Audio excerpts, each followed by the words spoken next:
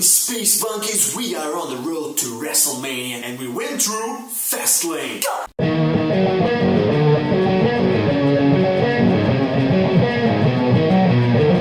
Right off the bat, I didn't review the Elimination Chamber or the Royal Rumble because I couldn't get the review out on time, but today I can. I will!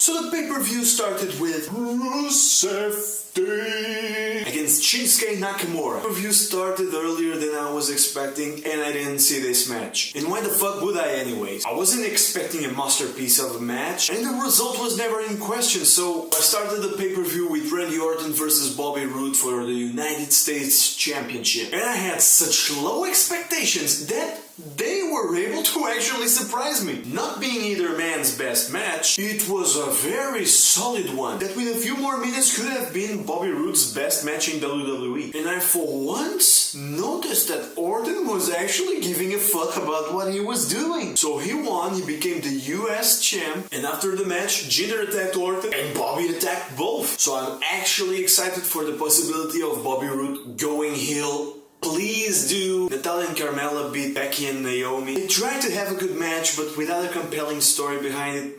And then we had the Usos versus the New Day. And what I thought was going to be the show stealer ended up being something very, very interesting. The Bludgeon Brothers came in and knocked out both teams, completely dismantling them with brutal moves. And if a three-way is the way to go for WrestleMania, we might have ourselves a very fun match, bro. Charlotte and Ruby Riott were actually having a good match, but once again, shenanigans. Charlotte won, rightfully so, but I feel that these two can have a much better match. And after the match, everyone knew it was coming. Asuka finally challenged her for WrestleMania. It was pretty surreal seeing them both face to face for the first time. And finally the six-pack challenge for the WWE title. AJ, John Cena, Kevin Owens, Sami Zayn, Baron Corbin and Dolph Ziggler. Match-wise, this really was the saving grace of the pay-per-view and probably the only match on the card that I would consider watching again. All six of these guys interweave their storylines very well. The action was solid, not extremely spectacular, but very solid. And for the fifth